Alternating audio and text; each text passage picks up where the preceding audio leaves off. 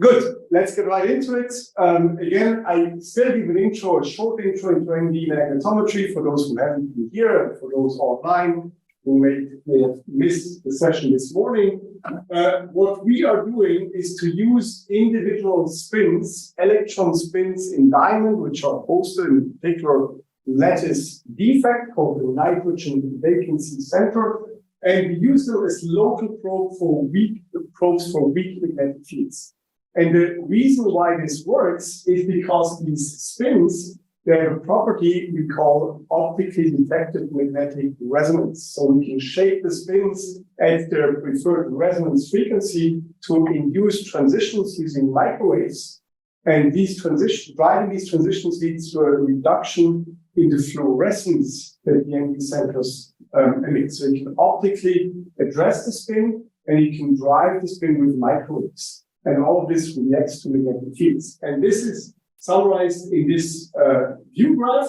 What you see here is the brightness of such an NV center as a function of a microwave magnetic field that you apply to drive that spin. And what you see here is that if you hit the spin resonance, you get this property, for instance. And this ODMR feature here responds quite sensitively to magnetic fields, sensitively and linearly, in a way that you can right away take that splitting and convert this into a magnetic field by virtue of the gyromagnetic ratio. So in that sense, you can see this as a self-calibrated quantitative magnetometry, which is something we like.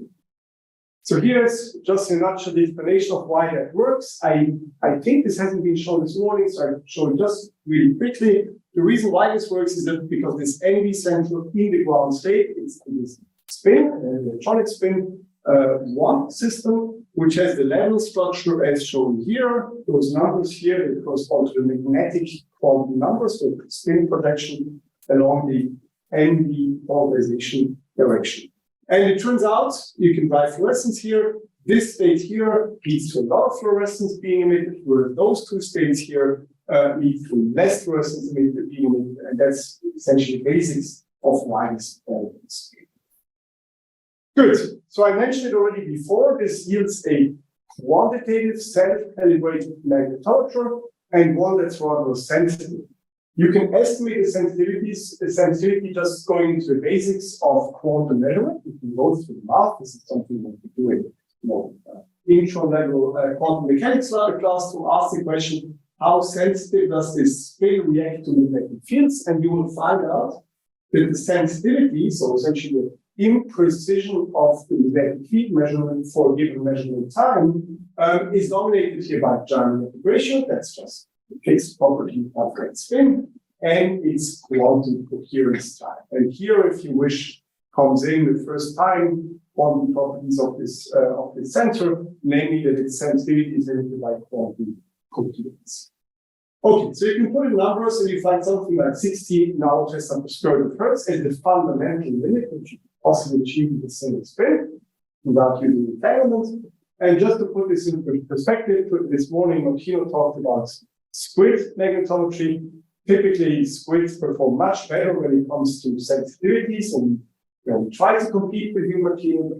It's difficult for us if you look at just this number. But where the NV stands out in many cases is in spatial resolution. And it turns out spatial resolution, because we have essentially a point-like magnetic field detector, where this electronic spin, the spatial resolution imaging is only determined by the standoff distance between the NV center and the center of interest. And also that, I mean, you derive this mathematically. I just want to illustrate it with something, a criterion that I sort of borrowed from books, where it's borrowed from optics.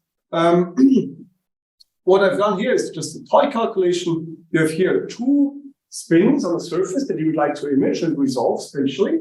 And here I plot the Z component of the magnetic fields that those two spins generate as a function of the standoff distance from the sample. And I normalize this to unitless quantities, and the quantity is just the separation between the two spins. And what you see is that once the distance between the sensor and the spin becomes on the order of the separation, this local minimum between the two washes out, and it's exactly the Rayleigh criterion that's being used in optics. Here translated to magnetic imaging that shows you that this distance d gives you the smallest spacing that you can possibly hope to resolve. There are tricks that you can play to improve this further, but that's pretty much where you can. So that's one selling point. We still have Homo-Martino's beautiful technique. The second one we have is that this technique works at room temperature and in principle also to arbitrarily high magnetic fields, although you will encounter technical difficulties when you want to go to Tesla's or beyond. Okay, so then how do we actually realize this in the lab?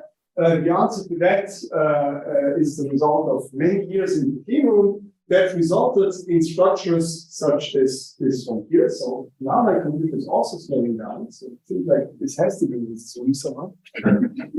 And that's what you see here. So what this is a atomic force microscopy tip that we fabricate out of ultra pure single crystalline diamond.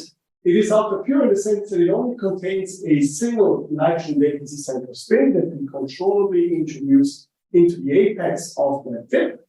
And then this tip we attach to some holding structure, not super important what it is, it turns out to be quartz, that we then glue onto a quartz tuniform. And this is our force sensor that we're using for atomic force microscopy to control it. We bring that tip in contact with the sample, for instance, using a beautiful Zurich instrument. We turn out not to use it for this purpose, but that's not okay, so I also want to highlight that these tips are not only scanning probes, they're also photonic nanostructures that we engineer to enhance the photon extraction efficiency from these fluorescent ND centers. Here is a scanning electron micrograph of sort of the latest generation of these tips. And what we're trying to achieve here is to shape the end of the tip into something that resembles a parabola. And then you have something like a parabolic reflector and a simple ray tracing image, which of course doesn't apply here because it's sublow wavelength dimensions, but still it's instructive to look at it that way. And then really a lot of the fluorescence of the ND center goes upwards. Somewhere up here we have our detection optics that we can collect.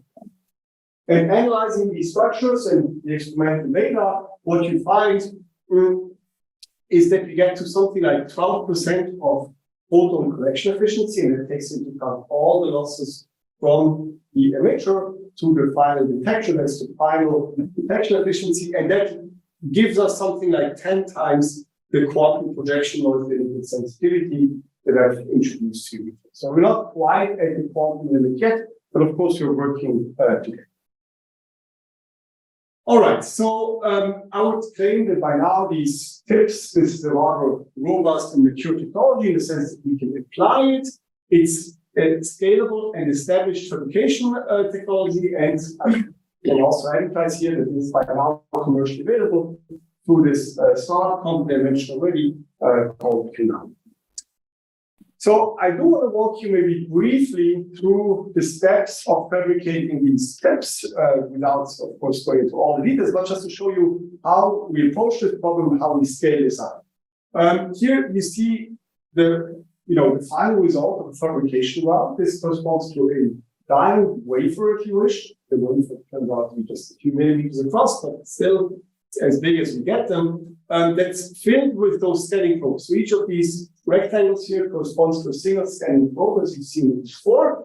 I can maybe convince you of that by superimposing to that a fluorescence image that we use to characterize these structures. And here, okay, the contrast is not great, but you may see the outline of these rectangles. And some of them, and we try to have this the majority, have a bright spot here, and this bright spot corresponds to a single or two NV centers that we have in these things.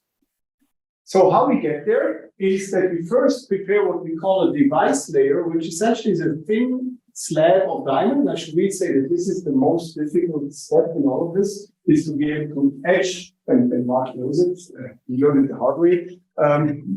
You etch these diamonds that we commercially purchase to a thin membrane of a micron thin to make it thinner, but here it's more practical to work with a micron thin membrane. Then we do lithography on this membrane. We sculpture this into cantilevers and also add these little nanopins to it, as I mentioned previously. And then the last step is that we go into an optical micromanipulator, essentially a good stage, where we bring in these tips here, glue them onto the diamond cantilevers, and then mount the whole assembly onto our tube. So, how does this all then work in magnetometry? Let me here also show you just the most basic mode of operation, which is to essentially bring this scanning MB into our optical microscope, approach the sample from below, and then record optically electromagnetic resonance. And what we do is to implement a tracking scheme where the driving microwave frequency is locked to the instantaneous resonance frequency of that spin. So it means as we scan, that should be it should move, so it moves. So we scan the sample, and as the magnetic stray field changes, of course the ODMR position changes, but the microwave just follows. And there are various ways how to implement that. I'll skip on this. These are essentially on each pixel of the scan, we get the ODMR resonance frequency and therefore the stray magnetic field.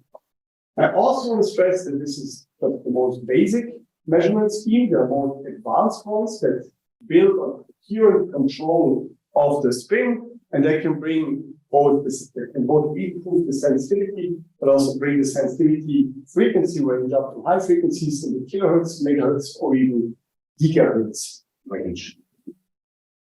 Good.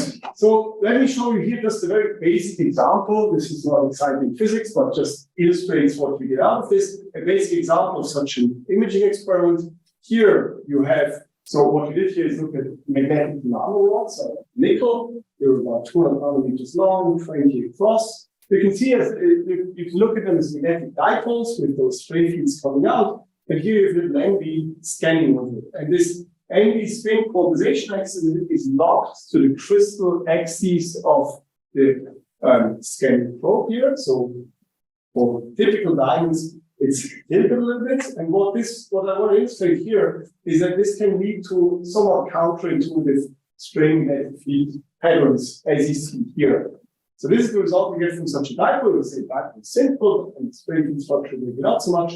And the reason is that you essentially look at the projection of the stray fields onto the NV polarization axis. And if you look at this across this line scan, you see it go from negative fields to positive and again to negative, and that's exactly what you get.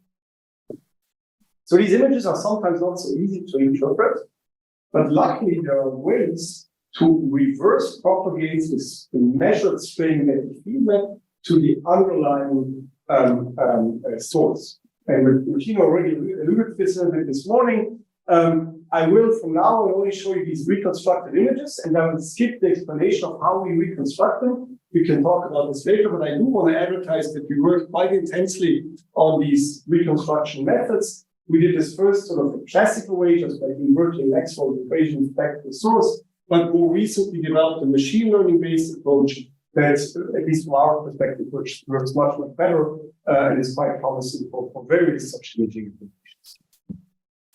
Good. I have 25 minutes. So it's okay. Oh, what's back this question? So still like 20 minutes. Let's say that. All right. So let me go now to the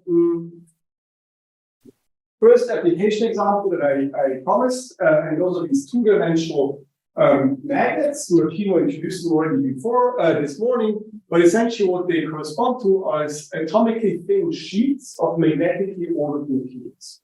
These crystals are of this class of van der Waals material that you may all know of from graphene research, but today we also know magnetically ordered crystals of that nature.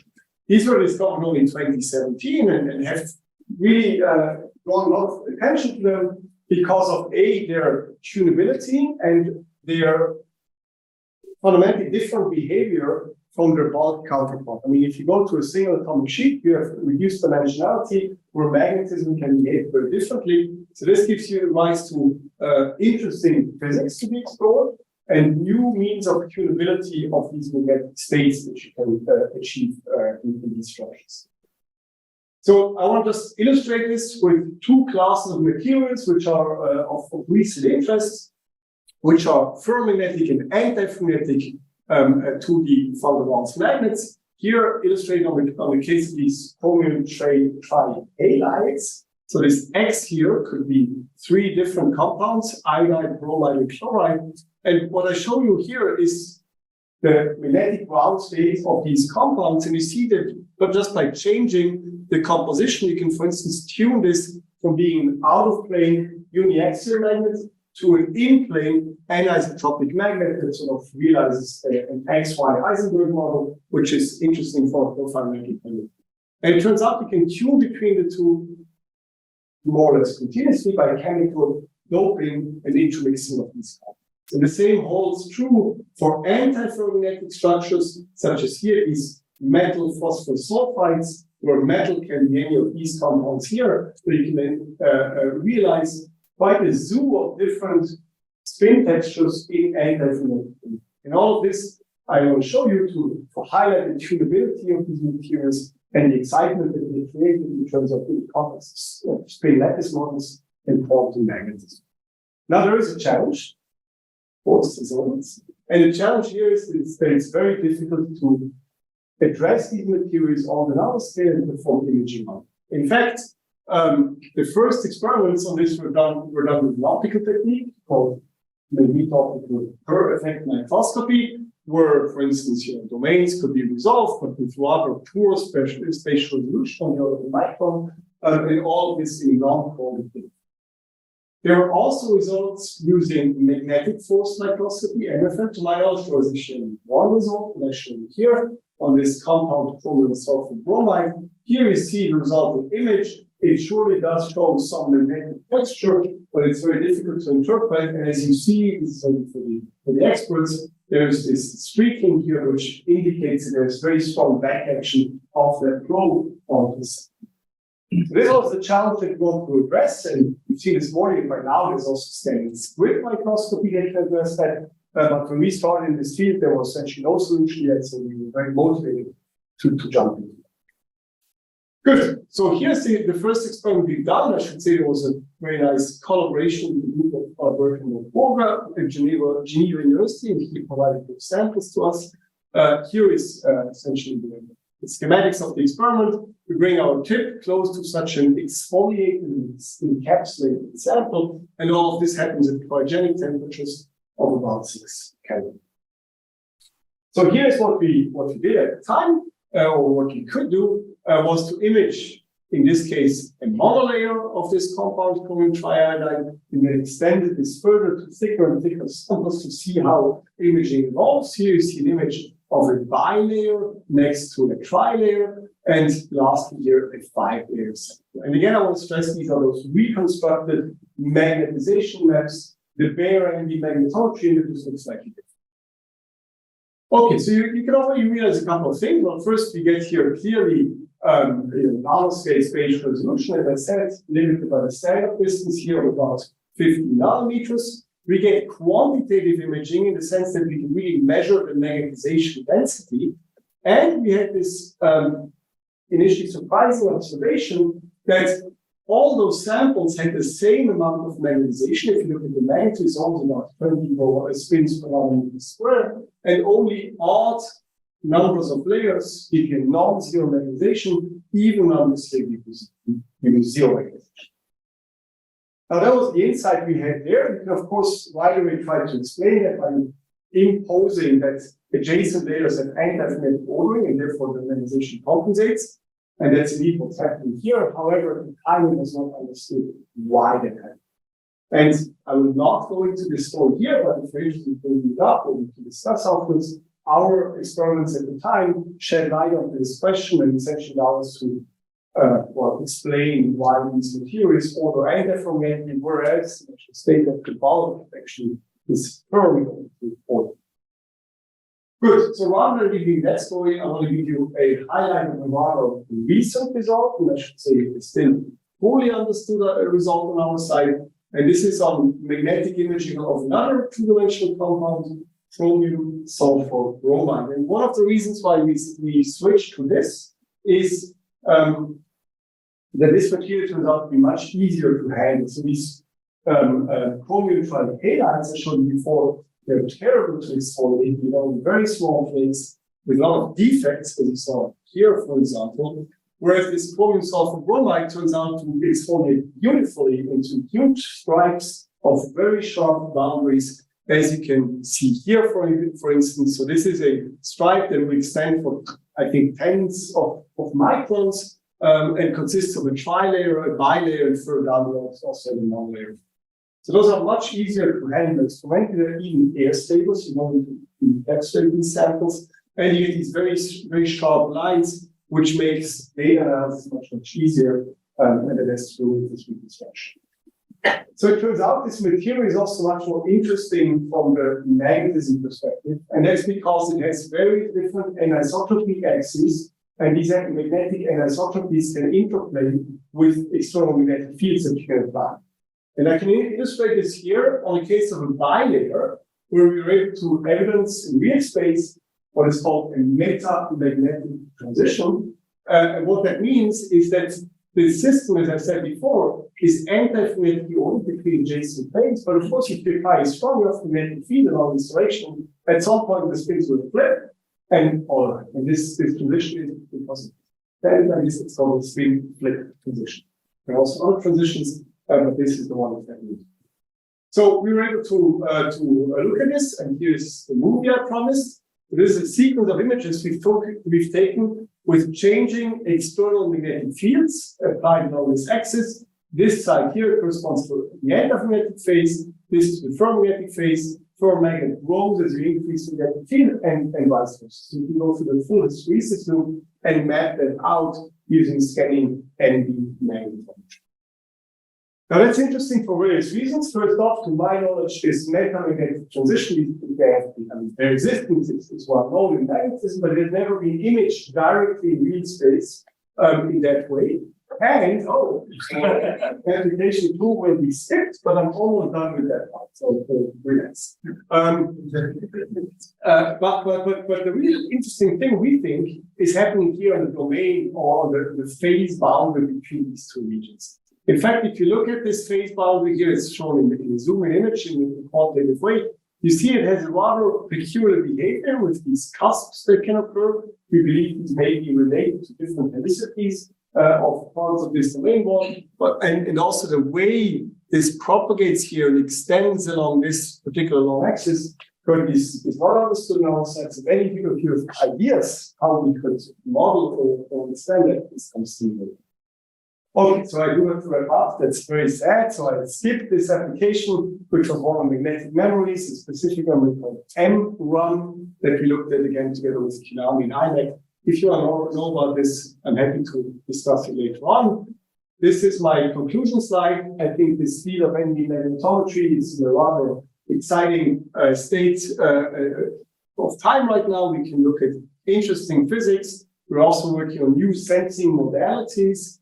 All of this, I believe, has technological relevance in the sense that it's technology that's commercially available and also applied in semiconductor industry. And there's still a lot to be done in terms of new machinery. That's part of what we're working on also in my group. And some of you may see this outputs in the actual stick that we have.